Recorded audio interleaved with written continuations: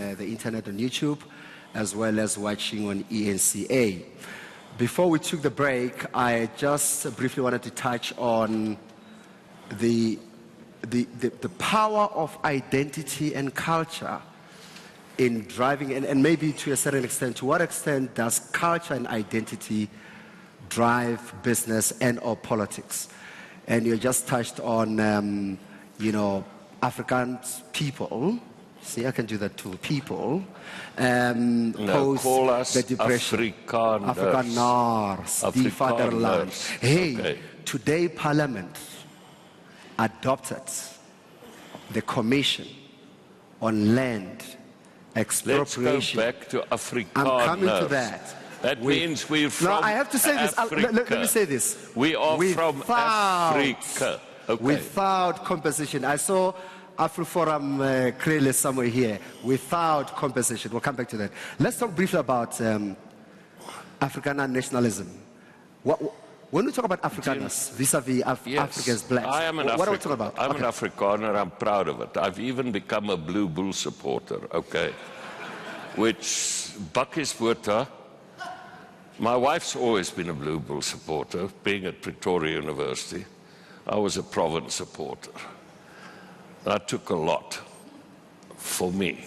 It's like I'm a Buck supporter. I mean, how that happened, I don't know how. I know Dr. Ivan Koza's here, but really, his choice of a football team is quite interesting. I'm a Chiefs fan, yeah. Well, I must just tell Dr. Koza, the funny thing, I get back to Joburg, first time in my life, and I've got a nice little Golf GTI, and I've got a driver, Jafta. Yeah. Jafta used to play for Orlando Pirates.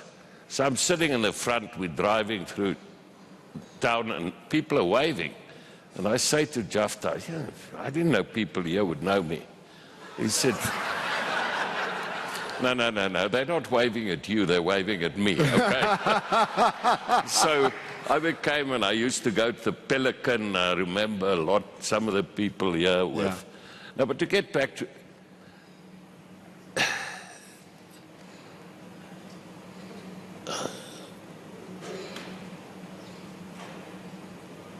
we also felt oppressed, and we still feel in danger. Endangered? Yes. Like the rhino? Yes, and we stopped with Steve Biko. Now, Majanko's here. She's probably the only person who can vouch with a family. When I met the late Steve Biko, after many, many hours of discussions, we came to the conclusion that we'll never have peace in this country if Afrikaner nationalism and black nationalism cannot come to a compromise. Now, you know, that was in 73, 74. We're sitting in 2018, and we'd better find that compromise. And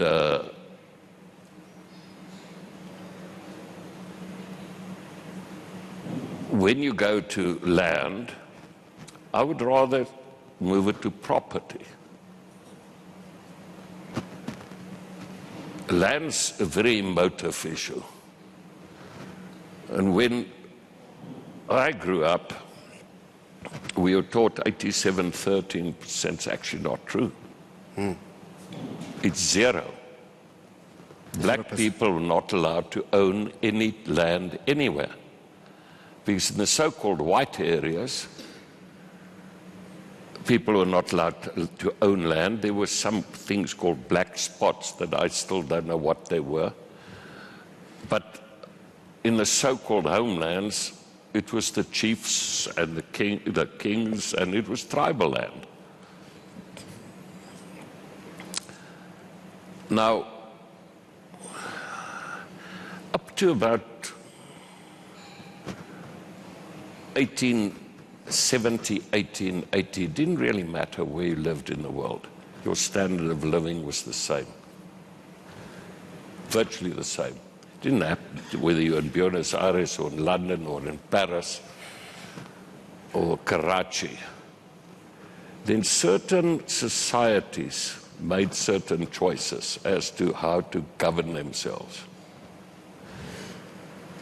and others chose another way. And societies that had moved from nomadic to agrarian. Chair, I'm now watching the clock. Yeah, but let's get there. This is where it gets to land. Yeah. And that had land titles, and that had an independent judiciary. And they started developing faster. And people who stuck to communal land and no rule of law, your land could be taken away, started developing slower. So, and it's got nothing to do with black or white or pink or purple or genetics. East Germany, after the war, and North Korea and South Korea, if you go there like I had to, the one perished, East Germany. You don't get up in the middle of the night for the state's cow. If the state's cow is sick, it dies. If it's your cow, you make sure. Now, so the land issue is very emotional, and it's emotional for blacks and for whites. Sorry, the black people and the white people. Snowflake generation again. Now we'll talk about that. Let's get to it. But it's obvious that there has to be a redress. But if we talk property, I grew up when the center of Stellenbosch was owned by the colored people. It just got taken away. Now, where do you think the most valuable land is? Cities, towns, the Cape, the center of town, Andringastraat. People just got moved. So I'm going to fast forward us. Your attitude, view on expropriation without compensation. In America, they've got a thing called eminent domain, where if it's in the absolute public good, land can be expropriated. It's how it's done. Because the last 10 years has not really been good in terms of state interference, if you look at the fiasco we've had.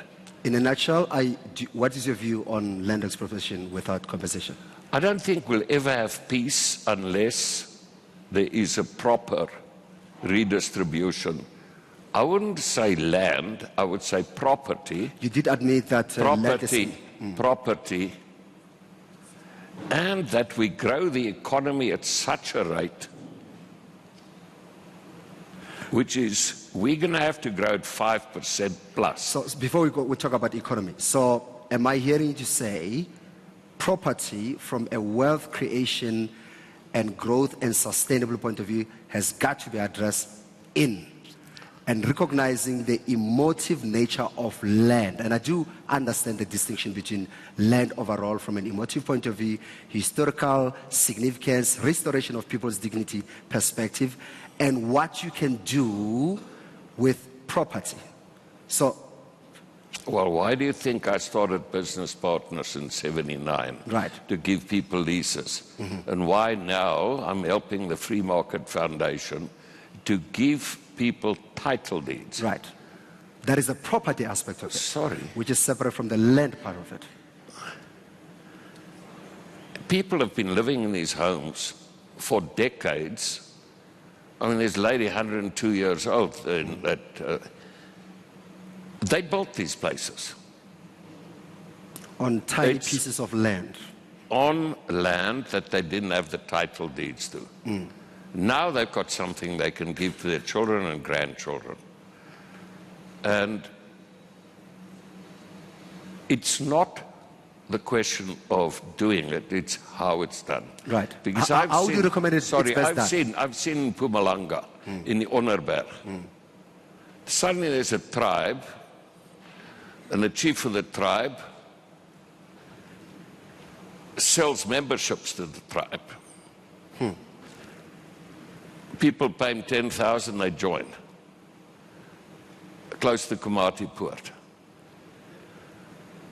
Then, when the land is transferred, they sell the water rights and they go and buy twin cabs, and it collapses. We built a second cane factory there 20 years ago, maybe even longer. And Matthew Sposa was the premier. He asked me how, we're the biggest employer there, and he asked me what can he do to encourage us to invest and create more jobs. And we did a study and we found out we can build a second cane factory. But we needed water. So he went and negotiated with Swaziland. They built dams. We built the second sugar mill. But we said we need to empower the local people, so we got black people and took a huge piece of land, cut it up and gave title deeds to the people and gave the support services. And again, I'm sorry, as a man, you're going to be surprised, but I went back 5 years later because I'd heard that one of the farmers was producing the highest sucrose per hectare and the highest ton per hectare, better than we were at TSB. So I got there, and this person was a lady. Yes. Now that's true empowerment. Agreed. Now, I want to log this. You are not opposed to land expropriation without compensation. Your question is how it's done, right? Yes. Is that a fair reflection of your views? How would you recommend it should be done? I think like the ANC, like President Ramaphosa has explained it. No, what President Ramaphosa is explaining is giving disclaimers without causing disturbances to economic stability, blah, blah, blah. I'm interested in blah, blah. Do you want to go to live in Zim or Venezuela? No, that's not the option. That's blah, blah, so we're blah. not in the world of extremes. Sorry, that's blah, blah, blah. What I'm interested in is, because you're not opposed to it, what are the key things that you would recommend as a South African on the how part? What are the things that we shouldn't do in your view? Let's not fall into the trap of Zimbabwe and Venezuela. Which was? You know, everything looked good on paper, but the game's played on grass. You know, all these great coaches who work things out in theory. You need trained people. Agriculture, boerdery is nie vir sissies nie, partner. You need to be tough to farm. That's for the guys who want to farm. So not everybody who talks about expropriation necessarily want to be a farmer. It doesn't follow that ownership of land translates to farming. So then, to follow, you don't want to take productive farms and give it to people who don't want to farm. That will be irresponsible. Exactly. Yes. Absolutely So irresponsible. those will be some of the things that will concern you. No, absolutely okay, cool. Let's fast forward because I'm really worried about time. JR, what makes businesses work and what make good ideas fall, in a nutshell?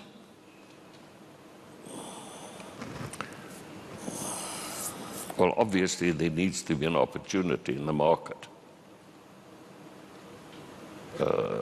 It's no good trying to do something for which there's no market. Sure. After that, obviously, strategic planning. But all the best strategic plans in the world fall apart if there's not attention to detail and proper execution. So it's a very, you know, it's not a 10-minute conversation. Right. But I would say attention to detail. Execution. And yes, but also a bit of paranoia is not bad. What do you mean? Well, the best entrepreneurs that I've met in my life all have a touch of paranoia and not a lot of hubris. They always worry that somebody's going to eat their breakfast whilst they're sleeping. Right. And, you know, I'm constantly worried, and you've got to understand what your competitors are doing and where the markets are going. Right. And You know, 10 years ago, well, let's take the luxury goods business. I never realized that it would grow that fast. So we were lucky. But then, it's, you know, if there's a huge wave that you suddenly find yourself on, you've still got to stay on the surfboard and ride the wave. So we were fortunate that we went into the right markets. I was recently with Anton in China, and it's astonishing what's going on over there. So we were correctly positioned in the right places at the right time with the right products. It's interesting you say that, because I mean, when you took over the Richemont, the Remgro Group overall, I think the market cap was about 2-3 billion. You take over as a son. Today, we spoke about the numbers, hundreds and hundreds of billions in market cap. What makes you... Yeah, but that's in rands, huh? Yeah. I mean, the government had something to do with that. If we took Swiss francs, it wouldn't have grown that fast. Wow. No, of course, because the rand collapsed versus the Swiss franc. Hey, I still dream in rands for now. I'll get to a stage where, you know, I pay my tax in rands, buddy. I know. But you've grown this thing. You've grown these businesses. What is it about you, beyond the team that you work with? What do you think makes you, you? Other than the paranoia, how do you keep tab in multiple markets where when you sleep, one of your shops, one of your businesses, the management is up, the board is up, your customers are up. This is a 24-hour operation. How do you stay sane? Rule one in life is to delegate stress.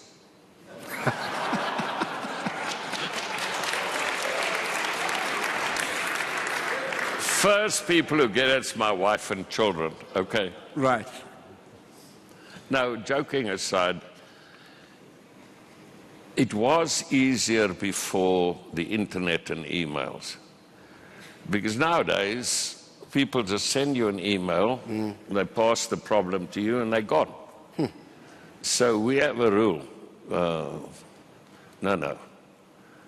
Remember one thing, Given. Whenever anybody comes into your office, their sole purpose is to take the monkey off their back and put it on your back. And if you let slip, your whole office is filled with monkeys. So rule one is if somebody comes in and they've got a problem, they want to take that monkey and put it on your shoulder, take one out of your drawer, put it on their shoulder, let them leave with two. Now simply, we have a few rules. Rule one, don't be afraid to make mistakes. Okay. Because if you're afraid to make mistakes all the time, you're never going to amount to anything. Rule two, if you make a mistake, admit to it immediately. Right.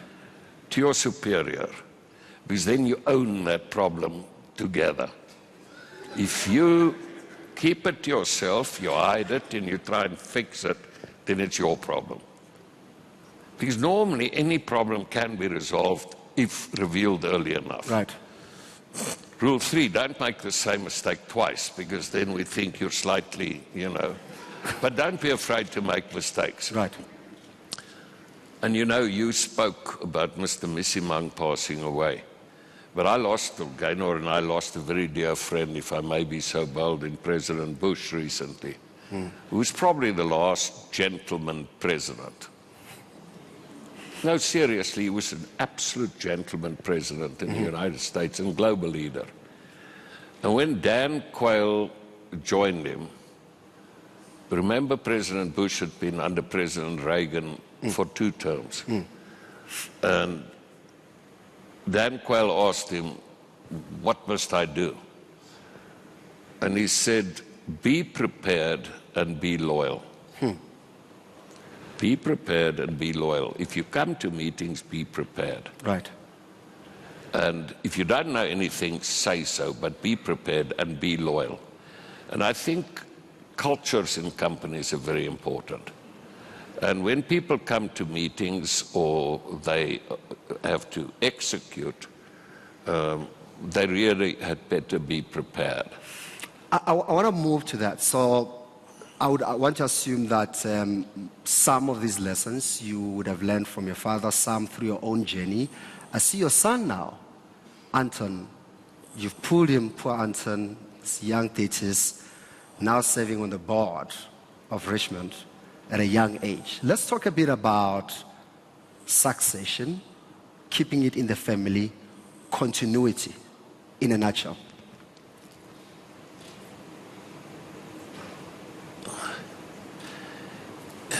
You know, whether it's an opportunity or a burden, I don't know.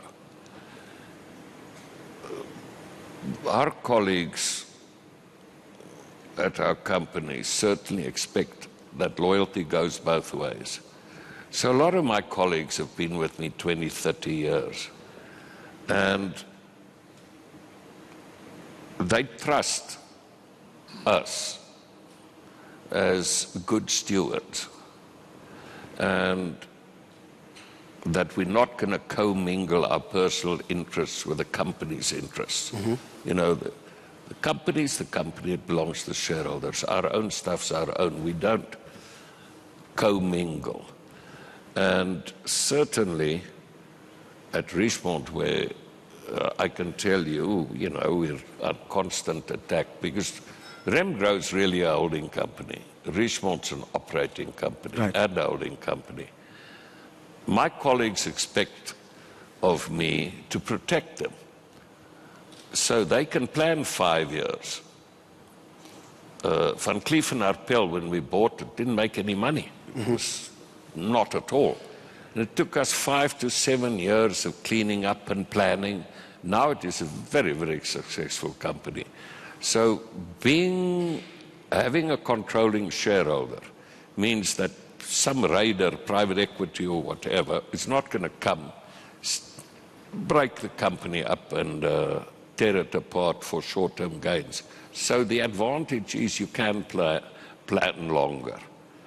But I've got to be very, very careful that I don't make any commitments that he and his generation have got to live up to. Right. So, because you're giving your family name. So it's difficult, and it'll be difficult for their generation. What does transformation in the context of our unequal economic landscape, particularly from a black perspective, what does transformation mean to you? You know, I have a good friend, Zanosi Kuneni, one of the 5 Kuneni brothers, known as Street Fighter at Fort Ayers, you can imagine. Yeah.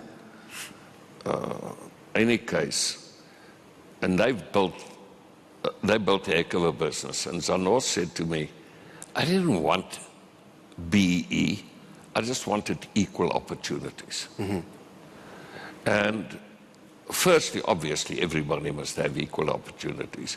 But due to our landscape and our past, it's not going to happen. But I don't think that handouts leave the recipient of the handout with any dignity. I believe in hand-ups, in leg-ups, and helping people start their own businesses. You'll be surprised in this room, and millions of particularly young black women and young men relate to that. That's all they want. They don't want favors. They want an enabling environment. Now, the South African economy, as you know, highly concentrated. Almost every industry would have the top 3 to 5. Then you've got the public sector of government. People will say if you don't have friends in government and you're not a political activist or don't come from a political active family, forget about doing government with the state. And then you go to the private sector, still predominantly white-dominated. You don't have networks, you don't have relationships, you work hard. So you're stuck on the one side, you're stuck on the other side. Here's a case study. Fully understand. Here's a case study. Fully understand. Yeah. Fully understand. How do you break that space? Fully understand, but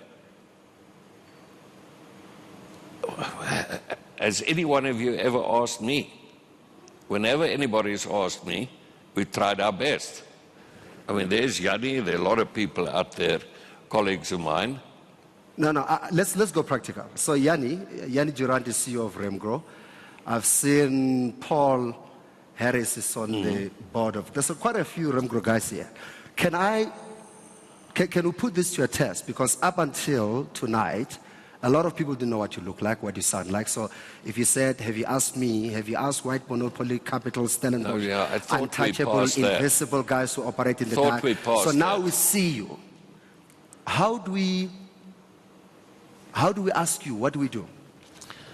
Well, what's the question? So how do we get Mr. Johann Rupert, Yanni Durant, and a whole lot of other friends? How do we get to do business with you? How do we get to network with you? Can we do something? Well, shall we do something? Okay, I've offered that.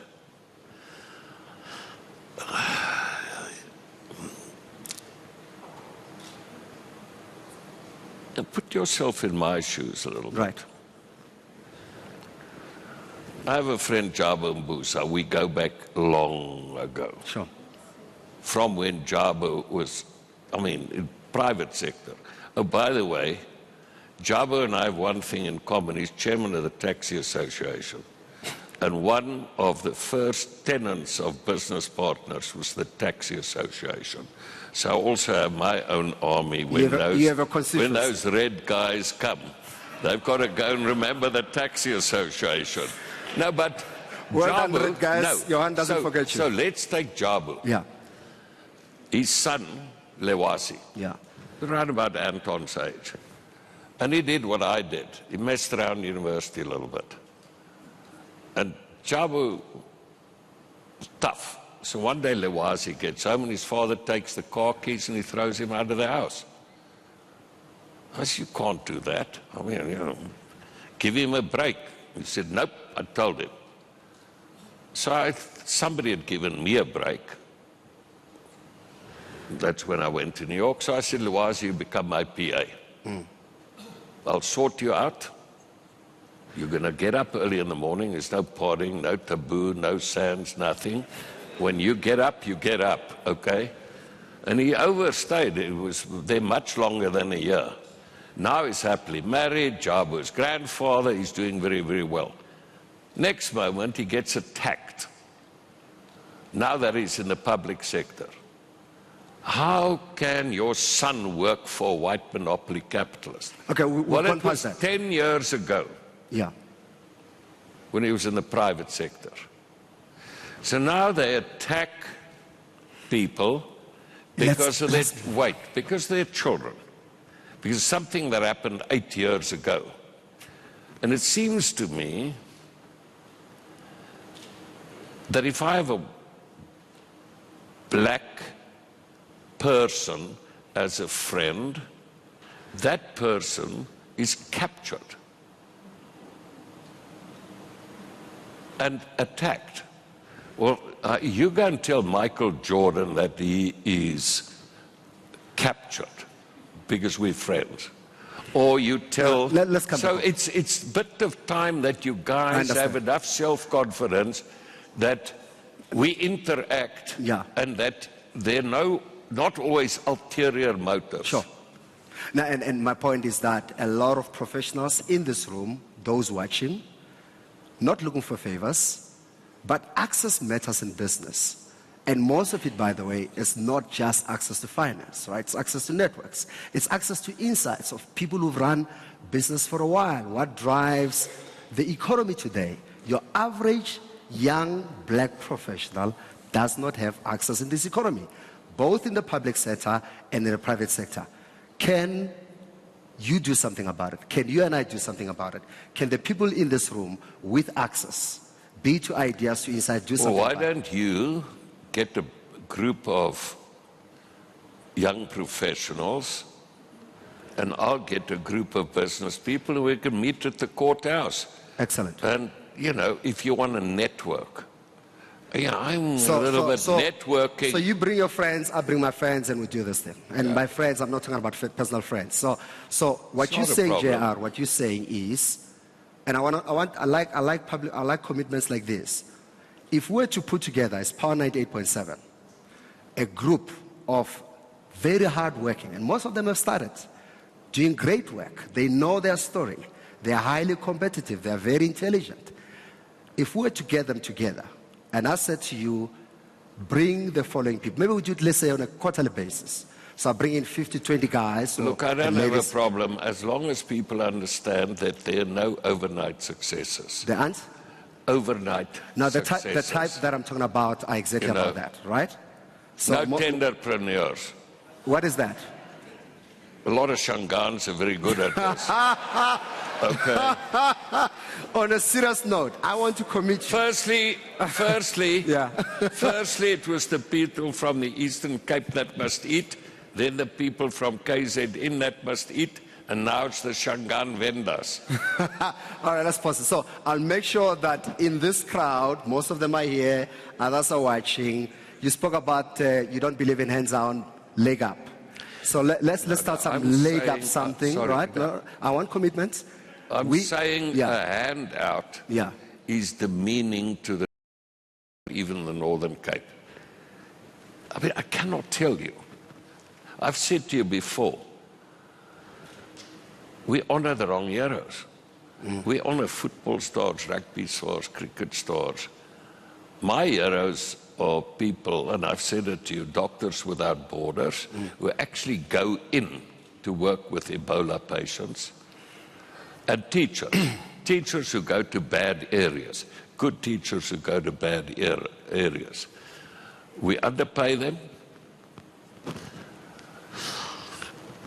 And when I talk about a national consensus, when I'm telling you we're talking about national consensus, it's not just creating opportunities. That's the easy bit. You have quarterly. Why don't we talk about how we're going to fix our educational system? Do you engage with government? I'm toxic. Right. You Shangans have made me toxic. Shangans? Well, vendors, sorry. No, vendors just came into power recently. Vendor. No, there's a little vendor with a red beret. Nice. Okay. Hey, the red boys have done No, but you've made me toxic. On a serious note, do you engage? The last time I engaged was under President Mbeki. Yeah. You haven't spoken to President Zuma? Well... Okay, let's move on. I actually feel sorry for President Zuma. Why? I don't hate him. Yeah. I hate what he allowed to happen to the country. That I hate. Okay. But I think he was used. If you had a day, a month to run government, what are the 3 things you'd do, and what are the 3 things you'd eliminate, in a nutshell? We're running out of time. First thing I would do is I would do what President Reagan did and do a fireside chat and take my fellow South Africans into my confidence and tell them exactly what's going on. I have a problem that all of our politicians for the last 10 years have treated the voters like fools. Voters are not fools. Voters are highly intelligent. And we've got to treat the people out there. They're teachers. They're people all over the country that are looking for leadership. And be honest with them and be transparent with them.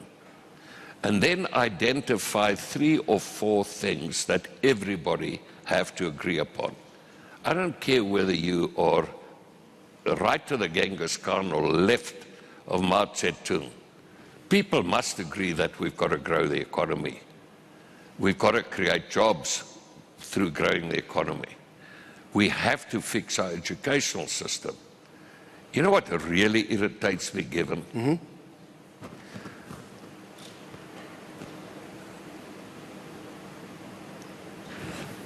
The corruption didn't steal from us in the room. Your children go to a private school. You don't take the train. You don't take the taxis. You don't go to a government hospital. Corruption stole from the very poor. They are the people who can't get into trains in the Western Cape, they're being burnt. They're the people whose sewage, everything's falling apart. So I'm not the victim of the thievery and corruption. It's the poor people who are. You do what in charge? 3 things you do: education, consensus, let's talk. And I would get the people together. Which people are these now? All the politicians. Okay. If I'm the president. Yeah. Firstly, I'll say there's no more elections like in China. Right. Or in Russia. That would be the first rule. No more elections. Right. Okay. That's why I'll never be in politics. Right. No, Authoritarian, decisive. But we have one last chance. Yeah. One last chance. If we don't get together and fix this, I'll give you the alternatives. We either fix our own economy, or, and that goes for all the trade unions, every single trade union. How, At Eskom, Jack, please, how please, do we, and I'm worried about please, time. How everybody must buy the in. economy? Because when Christine Lagarde arrives, trust me, she's going to be far, far tougher than anybody here. And lay off Pravin Gordhan. We don't agree, he's a communist. But so in these people are trying to fix the place. You are a watchmaker, you sell watches. I respect time. In a nutshell, what do we do to fix this economy? We're running out of time. In your view, you are in charge, remember? What are the tangible things? So You're what have to are the fix low-hanging confidence. fruits? Confidence. Okay, how do you fix confidence? How do you do that? Well, stick to the rules. At Leopard Creek, I did a deal with a post-liberation government, the municipality. We gave them money even though they provide no services. Then they changed the law. Stick to the rules? No, they tell me I owe them 60 million, which Nationale Pers, as usually, gleefully put out. Untrue. I built a hydroelectric plant on my farm in a deal with the DTI. In the middle of the deal, they changed the rules. So I said, I'll carry on. So stick to the rules. That hydroelectric plant, I could not operate. It's been there for 3 years because I had to bribe somebody somewhere. So that water is running into the river, and you want me to give you advice? Stick to the rules, number 1. Number 2? There are about 15 things, but 1, create investor confidence. 2, create investor confidence. 3, create investor confidence. And how do you do that? By not calling people comrades on TV. Do you really think an American fund manager is going to say, I want to go invest with that comrade? No. Language matters. I understand the struggle context of comrades, that people were comrades in the struggle. That I buy. But when cabinet ministers start talking to people who weren't in the struggle, who bought their struggle uniforms at Pepcor. No, easy now. Where? Easy now. Wherever they buy them. I really want us to move on. So 1, stick to your story. Stick to your story. So consistency matters. Yes. Instill confidence. Yes. Tangible example of how you instill confidence in the economy. Well, we let President Mbeki down because he created, and I said it to him privately, I said I'll say it here, he created a perfect scenario for business to invest. But you know what, I think we couldn't believe our luck, and we should have invested more from the private sector during that period. But before foreigners invest, they look at us. Yes. They will look at us whether we invest. But then, you know, we need a little bit of love from the government and not being told you white monopoly capitalists, etc. So President Ramaphosa at the investment summit spoke about the need to break, what did he call it, the barriers or the walls between business and government, right? He's already shown his hand. Are you able to, with your influence or relationships, also show your part of the hand? What is your responsibility when the president said, here, It was hilarious. Everybody says the Oppenheimers and Fireblade. Blah, blah, blah. Then Jack Ma arrives, and guess what? His whole entourage have their luggage pulled apart by customs. Everything opened. He's not used to that. So now how do you treat somebody who arrives? Firstly, you treasure people who come and create jobs. But surely, Jack, there's got to be a point where individuals like yourselves call the president and say, from my vantage point, these are the gaps. Let's help reinforce. Surely, as somebody who loves this country... And then what happens? Then you listen. Then he is captured. No, but forget about that. See, I'm President saying your Mbeki, responsibility. No, President Mbeki wasn't scared. Problem with President Mbeki, those meetings, all the businessmen were jaarbroers. All they did is they tried to do business with the state, the white businessmen. Nobody told them the truth. I did, and a few others. You asked Trevor, you asked the people. They exchanged PowerPoints. It was not a dialogue, a proper dialogue. You need a proper dialogue. But for that, both parties need to trust the other side's bona fides. And this, to me, is really tonight. Right. If you don't trust business bona fides, as they say in Texas, that dog won't hunt. It won't stop. It won't start. And it's like both parties distrust each other. And you capable of understanding the responsibility to say, whether they call me white monopoly or whatever, there's an administration in place now, and there will be other administration. But what is my responsibility as a leader in your business no. in Don't South pass Africa this to go? buck. Don't go and pass this buck now.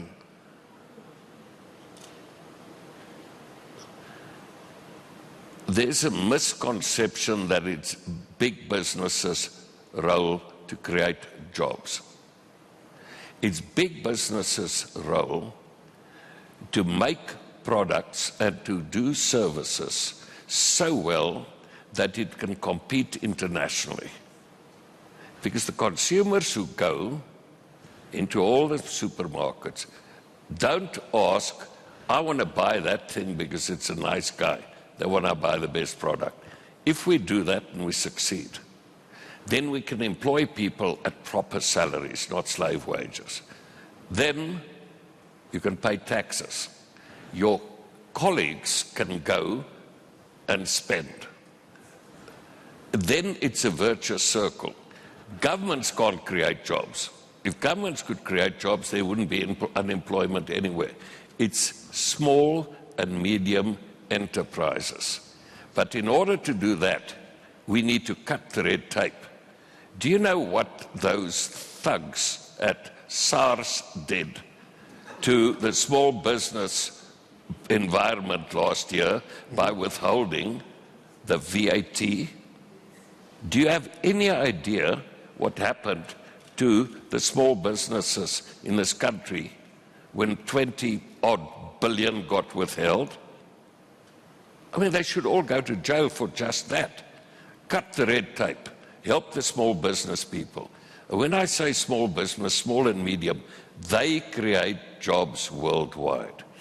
I wish we had another 5 hours, but we've also challenged our listeners to submit their questions. And the bulk of the stuff that we spoke about tonight, thematically, would be content that came from them. Time is...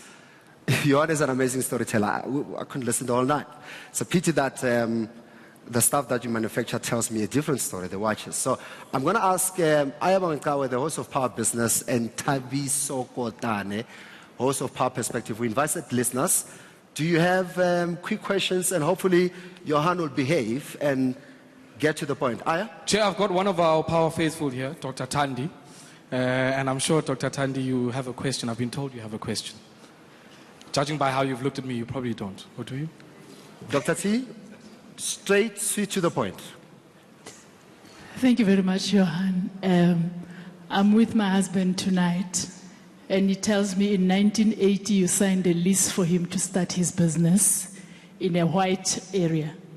Today things have changed, and I want you to just tell us what it is you believe can be done, especially in the space of ICT, infrastructure rollout, networks, getting access, especially to black people, low LSM in the townships.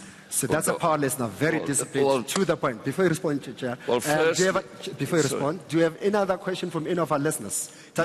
Yes, Chair. I've got Joel Masilela Kamahlangu from Mamelodi. Joel?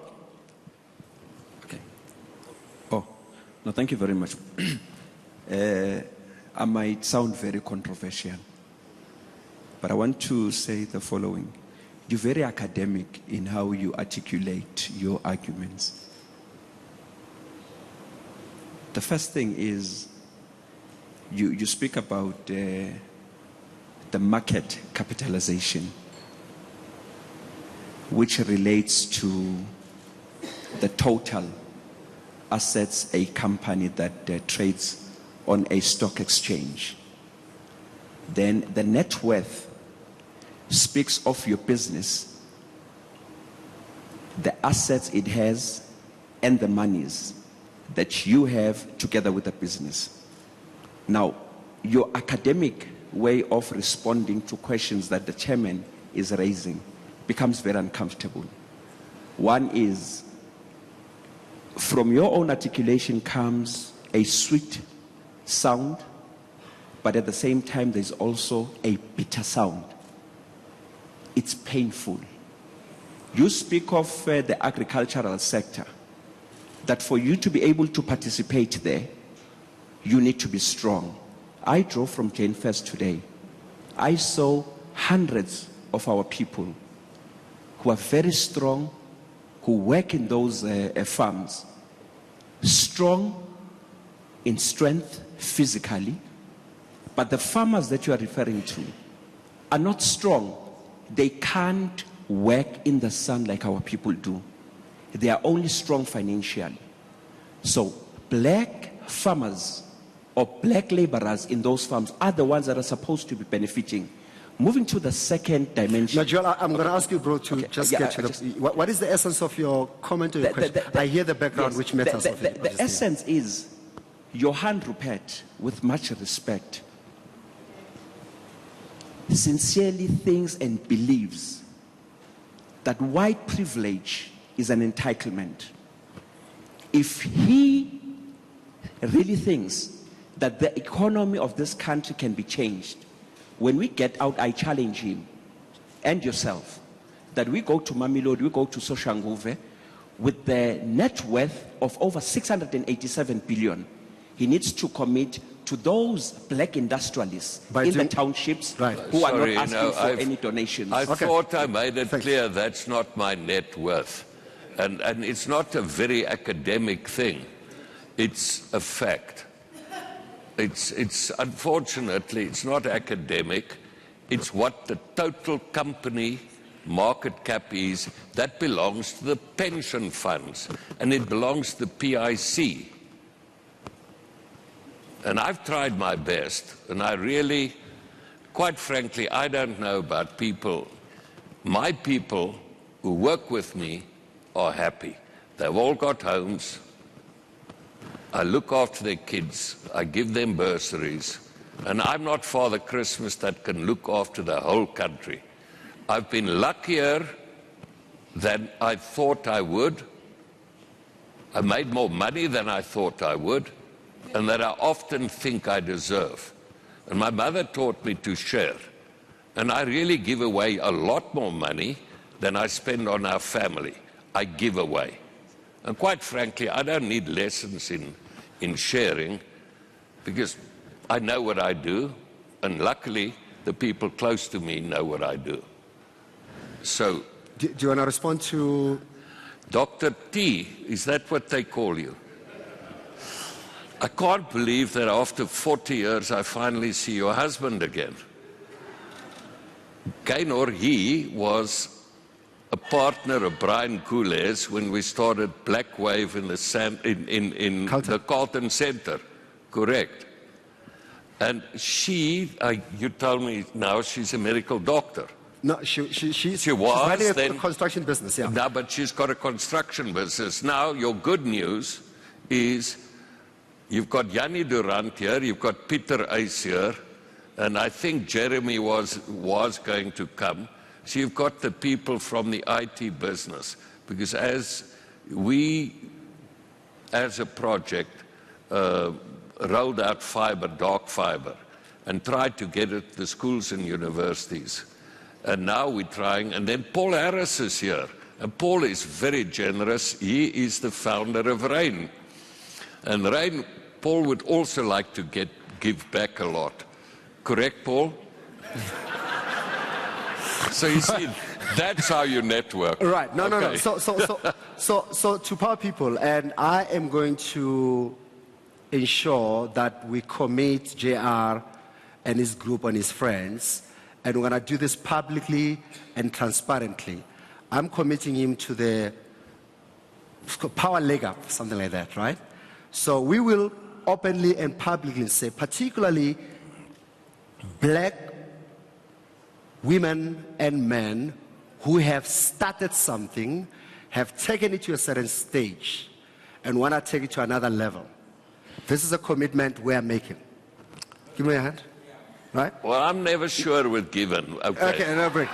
So JR and I, Okay. right, and our friends and colleagues, let me finish. I've let you get out with it for the whole night. We'll come up with a program, and we'll call it the Power Leg Up, where we identify these hardworking people who have built something up to a certain stage that need the leg up, whether it's through access to market or access to capital or access to whatever. This is a commitment we're making tonight. We've got literally 2 minutes. I'm sorry. You've got another caller. I would like to say I'm non-racial. I'll do it for Indians, for Cape Coloureds, for Indians, whites, for colors are Afrikaners. blacks, majority black. We'll do it to reflect the demographics Afrikaners. of South Africa. Well, I'll it do will it for reflect the Power Leg Afrikaners. Up will represent the demographic of South Africa. You want an with the Afrikaner's money? No, we don't want his money. We want to work with okay. him. Lerato Mohola. I've got Lerato Mohulula, one of our favorite callers from Tembisa. Lerato. Hey, Lerato, is that what you look like? I love your voice on the radio. My understanding is that the Remgro Group and the Richemont trade within themselves before they can obtain resources from a third party, right? So my question to you, or my plea to you, is can you teach us that, as black people, to adapt that methodology that you use to trade within ourselves and also to actually trade within our African brothers? Because now we're actually getting handouts from China and different countries, and we're not literally gaining anything from that. So I want you, or I challenge you, to actually teach us that methodology to trade within ourselves as black people and as African people. That's my You know, Lerato, before Jay responds, one of the things that he once Well, said I to me... couldn't understand the question. Yeah, you do not. I'm saying I wanna lay it up. One of the things you once asked me, the very uncomfortable question was, but given how is it that you've allowed in black townships and a lot of rural areas, the most particular Afrikaans companies that have made a lot of money post-94 are making money off black people. Where are the black business people? She's asking, related to that, there's a lot of vertical integration within your businesses. From the moment you chow that chicken, process it, until it gets to Nando's, and we're eating all of that stuff. Essentially, any tips, any thoughts you want to share in relation to that? Are you talking vertical integration? One of And the the problem. aspects, and trading and doing business amongst ourselves. That's part of what she's referred to. I don't understand trading and doing business amongst ourselves. Like, you know how you guys do, how the Afrikaners do, like buy from each other and sell with each other. You know how we roll. Given, No, I'm I kidding. think you You need got to the be question. educated, buddy. No, seriously. Afrikaners don't want other Afrikaners to succeed. Okay? Really? Is this a lived experience? Oh, of course. You really think there's not an enormous amount of jealousy? It's the same, apart, I would say, from the Jewish community, where they actually do support one another. Don't get this thing that it's this, that. There are jealousies in Australia. It's, you know, the tall poppy syndrome. So You say vertical integration, and you talk chickens. Rainbow's opposition is in America, who dump chickens here. It is not a local chicken farmer at all. It's tons and tons and tons of chickens subsidized in the United States. And remember, they only eat breasts. They don't eat the quarters, which we like. So it's dumped here. So again, I think communication, just straight communication, and sharing experiences will get rid of a lot of these fallacies. But just remember, the consumer is the king and queen. They decide what they want to buy. And in the end, the consumer will decide they want the best product at the cheapest price and the best service at the cheapest price. And I know I'm not a TV person, so at exactly 15:15, the TV crowd is supposed to pull off because we ran out of time. Certainly on the radio point of view, I'm going to ask us to push it until 50:30 so that we can conclude some of these questions. And eNCA, you decide if you want to stay or until 50:30 or if you're moving on with us. Where is, I'm told that Iman, where's Iman? You've got a question. Iman is our talk show host. She's brilliant. She's like, she's hot. She's amazing. Iman? Well, don't sell me too hard because maybe, you know, Dr. Rupert won't like what I'm about to say. My mother raised me well, Dr. Rupert, that when you invite someone to your home for dinner, you're hospitable and you treat them with the utmost respect. But what I will let you know is that the way our conversation is landing tonight is not landing well out there.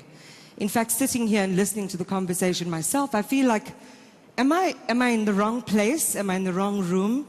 And I hear, you know, laughter and affirmation for some of the things that you are saying. What would you say to South Africans for whom your message jars in the way that you deliver, who feel that the message you're communicating is that white people have to be caretakers of black people in our country, or that black people, when they get wealthy, will buy BMWs and hang out at Taboo? By the way, Taboo is trending, so you put them on the map as a nightclub. I don't know how long, I don't know how many times you visited Taboo, but I'm saying, how do you breach that? Because it's to me a classic case of cognitive dissonance.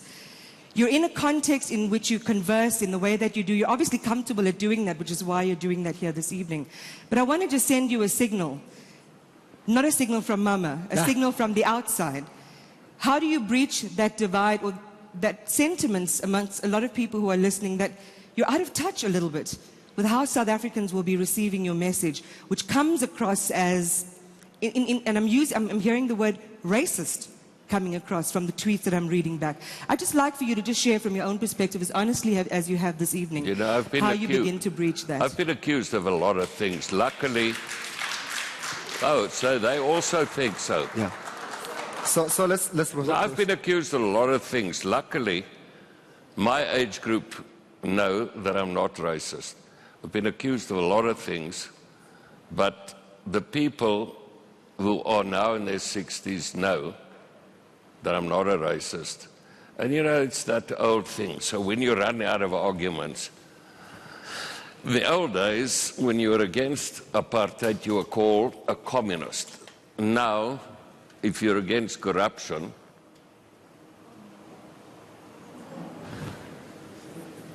how do you defend against being called a racist? How do you defend it? You can call anybody a racist. Great. Luckily, I've never been called that in public.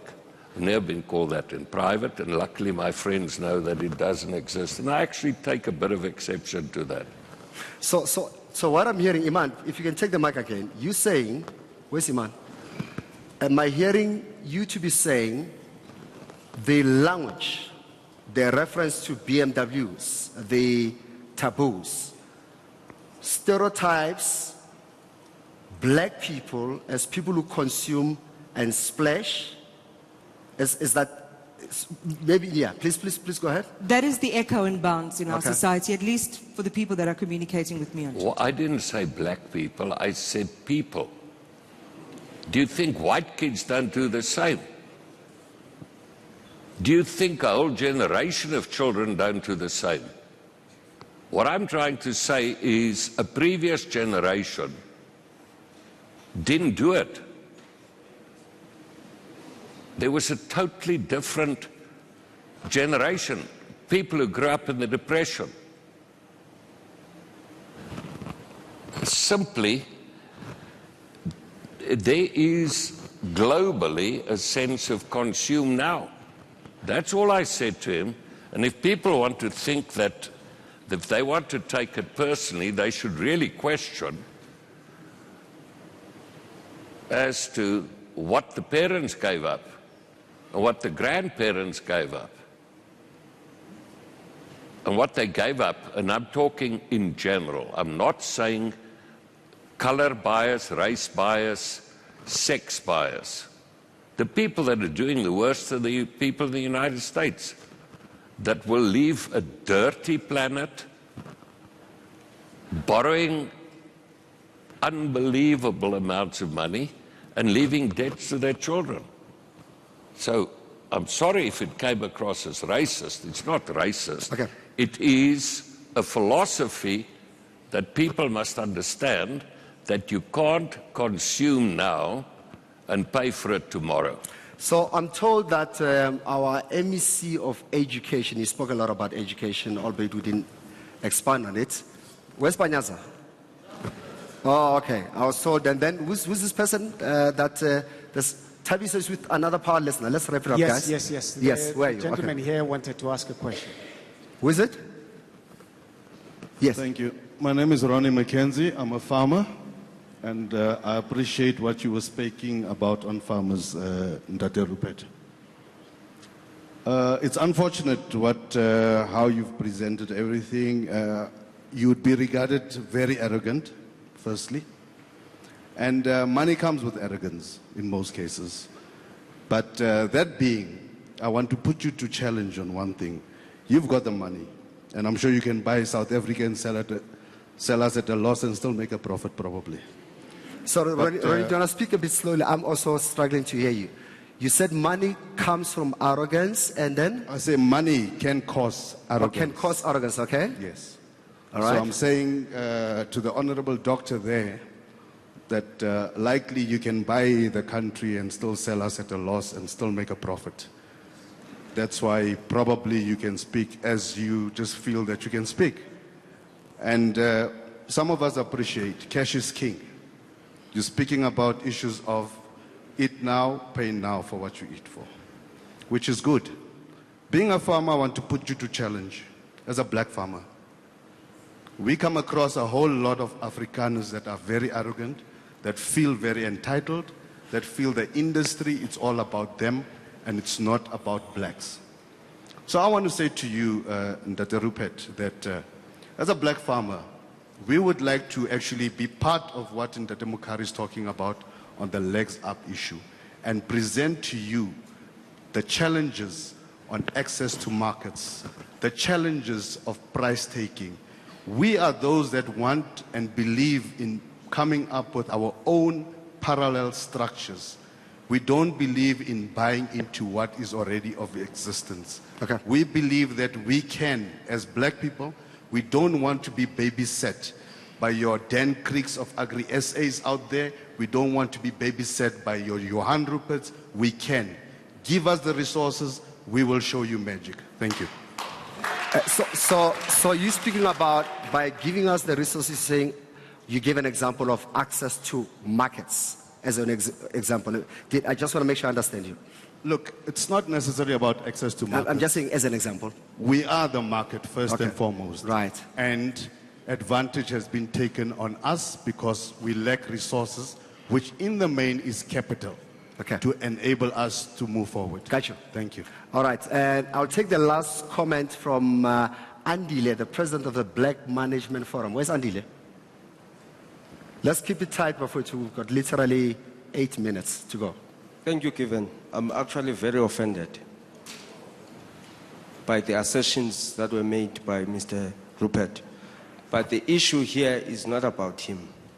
I think for the first time ever, if black people in this room and outside there don't realize that they are on their own, there will never be any other time they will realize. Thank you. So Andile, before you sit, may I ask you to be a little more direct? What do you mean? The reality here, Given, is that we have the opportunity to understand what our white counterparts think about us. The second thing is that we control the legislation in this country. For us to advance ourselves, we need to clench the levers of legislation and regulation that will control what happens with capital, with opportunities, with business prospects. I thank you. Do you have any response? If I may respond. I'd really like you to think that I came here to say we must speak with open minds. And that goes both ways.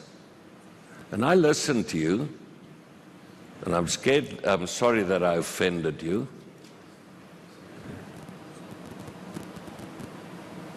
You have offended me at BMF for the last 5 years.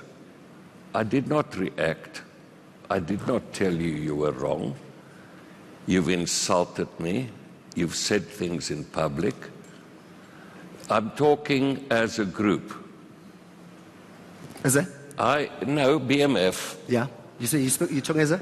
No, they have had personal insults. I'm opening to saying our country's got very serious problems. Right.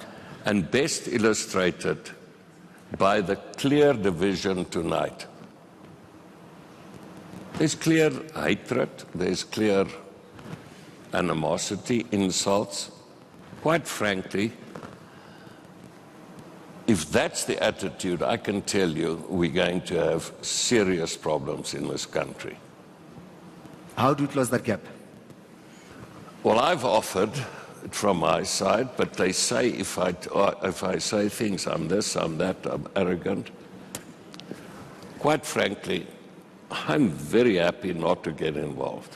I'm very, very happy to actually spend time with friends and children and not to help.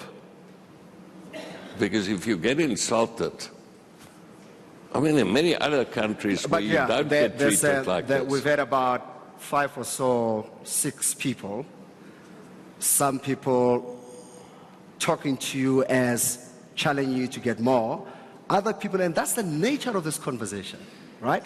The nature of this platform is that you have the benefit of insights, but also the intelligence to decide what you take out of it, right? But if the conversation like this does not happen, no. You don't know who I'm and sorry. what you deal with. No, let me finish. So, with the limited time that we have. I'm sorry, Given. Yes. I've said to you the big problem in this country. Yeah. Instead of people debating facts, they get personal. Or they get emotional. No, but and given the history of this country, emotions still make up a big part of us. They attack their children, and they attack individuals, and that's a Donald Trump type style. Yes, and he got elected. But if we want to go to that kind of thing where people attack people, instead of debating the issues, I think all of us are adult enough to debate issues. But why get personal all the time? And this goes in all directions. Right. And we carry on like this, the other side loses interest. You know, the funny thing that's very quickly. No, and the funny thing about our country is that indeed each party, each side, male, female, black, white, young, old, amongst generations, each aspect of our society actually does have what they feel is a legitimate gripe against the other, across gender lines, across age lines, across cultural lines. The question and the point I was trying to make is that the essence of this conversation is to see better, hear better, feel better, then decide with what we now know. So what you call the anger and the attack, the benefit of what you have, what somebody said, there are certain things that you've said that offends them, the benefit that we have, we still are in this place, in this country. What is to be done? Now, in your opening remarks, you said, I'm tired of people speaking across. Paul, now let's speak. No, let me finish. You've just had a perfect example. Representing? No, a perfect example. Right. Of the new, and this is global, culture. If you lose your argument, you call the other side a racist. Even if you've not had an argument, even if you've not had a debate. It's the Trump style. You insult people. Why not have a debate? Why not discuss the issues like adults? Because I can tell you, our children are going to suffer if we don't figure this out. Right. Figure it out. If we don't figure it out. If we don't figure the source, the context of the emotions, if we don't figure why people feel a certain way with either a certain posture, a certain language, if we don't figure why do we respond the way we do when certain things are done or not done, said or not said. Indeed, if we don't figure out why people feel a particular way, why people have a certain outlook to certain things, why certain languages may be found to be offensive, I have to agree, we're in trouble. But here's the good news as we conclude. I want to thank you, JR, for doing something you've never done. And will never do again. Ah, well, maybe not in front of television. For 68 years. This was a dumb move. Literally, a 2-hour conversation where you said how you feel, what you think. And certainly for us as Power 98.7, we trust the intelligence of our listeners, of viewers, of this country, to decide as individuals and as constituencies what it means to them. Because you can't tell anybody how to feel and how to think, but we definitely believe as a platform, given the platform to engage directly, you are better off than you were a day before. And indeed, you can make informed decisions about yourself, about your people, and about your country. My last point. Whatever emotions we're dealing with, South Africa, we happen to share the space and the air, and it therefore remains our responsibility to leave this place better than it was yesterday. Ladies and gentlemen, thank you so much for honoring our conversation, for listening, and for watching. Mr. Rupert, you're a sport. Thank you, my brother. Thank you so much for being here.